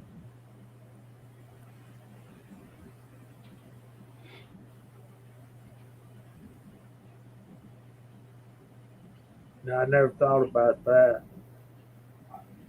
Yeah, lanolin and alcohol works pretty good. Anyway, let's start going through the room. Kingpin, thanks for being here, buddy. What are you working on? What you got coming up? Not too much. Thank you for having me. I appreciate it. Gizzard Gary's live right now. He does a good variety show, family friendly. Usually talks about guns and knives, so you guys can go check that out if you want to do some more YouTubing tonight. But everybody have a great weekend, and thanks for having me, guys. Well, thanks for being here, man. CW, how you doing, brother? You're still. I know you're still working on that series. Yeah, I'm going to continue that. Look at my next topic. I believe I'm going to reloading dies and shell holders and things like that.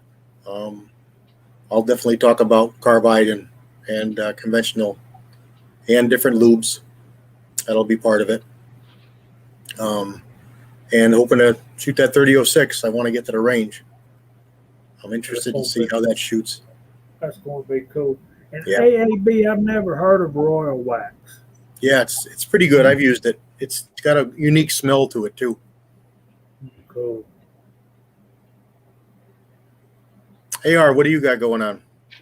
I'm working on some 223 556. I got like 70 something rounds over here. I got to do some priming, and I've already sized them.